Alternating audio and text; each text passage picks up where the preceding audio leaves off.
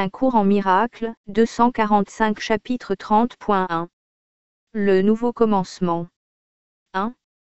Les règles pour la décision. Les décisions sont continuelles. Tu ne sais pas toujours quand tu les prends. Mais avec un peu de pratique avec celle que tu reconnais, un état d'esprit commence à prendre forme qui t'aide pour le reste. Il n'est pas sage de te laisser préoccuper par chaque pas que tu fais. Avec le bon état d'esprit, adopté consciemment chaque fois que tu t'éveilles, tu prendras vite les devants. Et si tu trouves que la résistance est forte et le dévouement faible, tu n'es pas prêt. Ne lutte pas contre toi-même, mais pense à la sorte de journée que tu veux, et dis-toi qu'il y a une façon dont cette journée même peut arriver exactement comme ça. Puis essaie encore d'avoir la journée que tu veux. 1. Le point de départ est celui-ci. Aujourd'hui, je ne prendrai pas de décision par moi-même. Cela signifie que tu choisis de ne pas être le juge de quoi faire. Mais cela doit aussi signifier que tu ne jugeras pas les situations auxquelles tu seras appelé à répondre. Car si tu les juges, tu as fixé les règles qui déterminent comment tu devrais y réagir. Et alors une autre réponse ne peut que produire la confusion, l'incertitude et la peur. Cela est ton plus grand problème maintenant. Encore tu te décides, et ensuite tu penses à demander ce que tu devrais faire. Et ce que tu entends ne résout peut-être pas le problème tel que tu l'as d'abord vu. Cela conduit à la peur, parce que cela contredit ce que tu perçois et ainsi tu te sens attaqué. Et donc en colère. Il y a des règles suivant lesquelles cela n'arrivera pas. Mais cela se produit au début, quand tu es en train d'apprendre comment écouter. 2. Tout au long de la journée, chaque fois que tu y penses et que tu as un moment tranquille pour réfléchir, dis-toi à nouveau quelle sorte de journée tu veux, les sentiments que tu voudrais avoir, les choses que tu veux qu'il t'arrive, et les choses dont tu voudrais faire l'expérience, et dis. Si je ne prends pas de décision par moi-même, c'est cette journée qui me sera donnée. Ces deux procédures, bien pratiquées, serviront à te laisser diriger sans peur, car l'opposition ne surgira pas d'abord pour ensuite devenir un problème en soi. Mais il y aura encore des moments où tu auras déjà jugé. Alors la réponse provoquera l'attaque, à moins que tu ne redresses vite ton esprit de façon à vouloir une réponse qui fonctionnera. Tu peux être sûr que c'est ce qui est arrivé si tu ne te sens pas désireux de t'asseoir un instant pour demander que la réponse te soit donnée.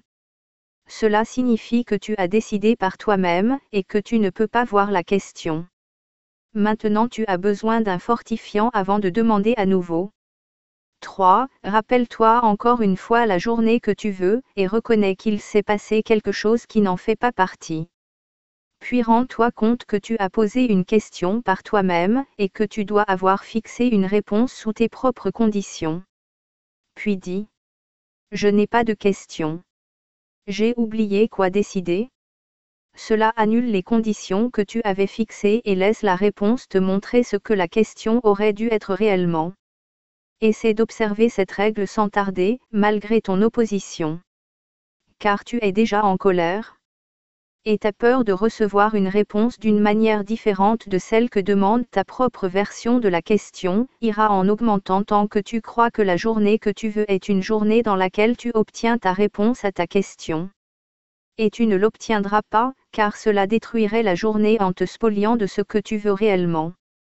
Il peut être très difficile de t'en rendre compte, une fois que tu as décidé par toi-même les règles qui te promettent un jour heureux. Or cette décision peut encore être défaite, par de simples méthodes que tu peux accepter. 4. Si tu es si indésireux de recevoir que tu ne peux même pas lâcher prise de ta question, tu peux commencer à changer d'esprit par ceci. Au moins je peux décider que je n'aime pas ce que je ressens maintenant. Cela du moins est évident, et pave la voie à l'étape facile suivante.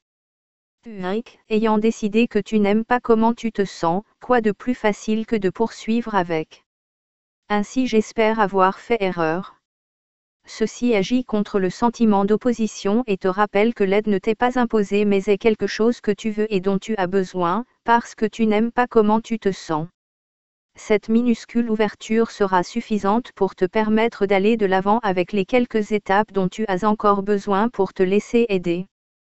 tu as maintenant atteint le point tournant, parce qu'il t'apparaît que tu y gagneras si ce que tu as décidé ne va pas. Jusqu'à ce que ce point soit atteint, tu croiras que ton bonheur dépend d'avoir raison. Mais tu as maintenant atteint à autant de raisons, tu te trouverais mieux d'avoir fait erreur. 6. Ce minuscule grain de sagesse sera suffisant pour t'amener plus loin. Il n'y a pas de contrainte, mais tu espères simplement obtenir une chose que tu veux. Et tu peux dire en toute honnêteté, je veux une autre façon de voir cela. Maintenant tu as changé d'esprit au sujet de la journée, et tu t'es souvenu de ce que tu veux réellement. Son but n'est plus obscurci par l'insane croyance que tu la veux dans le but d'avoir raison quand tu fais erreur. Ainsi tu prends conscience d'être prêt à demander, car tu ne peux pas être en conflit quand tu demandes ce que tu veux, et quand tu vois que c'est cela que tu demandes. 7. Cette dernière étape est la simple admission d'une absence d'opposition à être aidé. C'est l'énoncé d'un esprit ouvert, point encore certain, mais désireux de se laisser montrer. Peut-être y a-t-il une autre façon de voir cela. Que puis-je perdre en demandant? Ainsi tu peux maintenant poser une question qui a du sens, et dont la réponse aura aussi du sens. Et tu ne lutteras pas non plus contre elle, car tu vois que c'est toi qu'elle aidera. Il doit être clair qu'il est plus facile d'avoir une journée heureuse si tu empêches le malheur d'y entrer. Mais cela demande de mettre en pratique les règles qui te protégeront des ravages de la peur. Quand cela est accompli, le triste rêve de jugement a été défait à jamais. Mais entre-temps, tu as besoin de mettre en pratique les règles pour s'en défaire. Considérons donc encore une fois la toute première des décisions qui sont offertes ici. Nous avons dit que tu pouvais commencer une journée heureuse en te déterminant à ne pas prendre de décision par toi-même. Cela semble être en soi une réelle décision. Et pourtant, tu ne peux pas prendre de décision par toi-même. La seule question est vraiment de savoir avec quoi tu choisis de les prendre. C'est vraiment tout. La première règle n'est donc pas une contrainte, mais le simple énoncé d'un simple fait. Tu ne prendras pas de décision par toi-même quoi que tu décides. Car elles sont prises avec des idoles ou avec Dieu. Tu demandes l'aide de l'Antéchrist ou du Christ, et celui que tu choisis se joindra à toi et te dira quoi faire. Ta journée ne va pas au hasard. Elle est déterminée par ce avec quoi tu choisis de la vivre, et par la façon dont l'ami duquel tu as pris conseil perçoit ton bonheur. Tu demandes toujours conseil avant de pouvoir décider quoi que ce soit. Que cela soit bien compris, et tu verras qu'il ne peut y avoir de contrainte ici, ni de motif d'opposition à ce que tu puisses être libre. Il n'y a pas de délivrance de ce qui doit arriver. Et si tu penses qu'il y en a, tu dois faire erreur. La seconde règle aussi n'est qu'un fait. Car toi et ton conseiller devez vous mettre d'accord sur ce que tu veux avant que cela puisse se produire.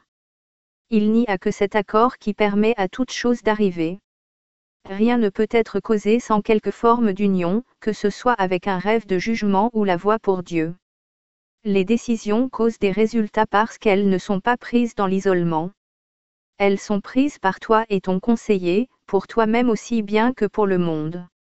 La journée que tu veux, tu l'offres au monde, car elle sera ce que tu as demandé, et elle renforcera le règne de ton conseiller dans le monde. De qui le monde est-il pour toi le royaume aujourd'hui? Quel genre de journée décideras-tu d'avoir? Il est seulement besoin de deux qui voudraient avoir le bonheur aujourd'hui pour le promettre au monde entier. Il est seulement besoin de deux qui comprennent qu'ils ne peuvent décider seuls, pour garantir que la joie qu'ils ont demandée sera entièrement partagée. Car ils ont compris la loi fondamentale qui rend la décision puissante, et lui donne tous les effets qu'elle aura jamais. Il est seulement besoin de deux. Ces deux sont joints avant qu'il puisse y avoir une décision. Que cela soit le seul rappel que tu gardes à l'esprit, et tu auras la journée que tu veux et la donneras au monde en l'ayant toi-même. Ton jugement a été levé de sur le monde par ta décision pour une journée heureuse. Et comme tu as reçu, ainsi dois-tu donner.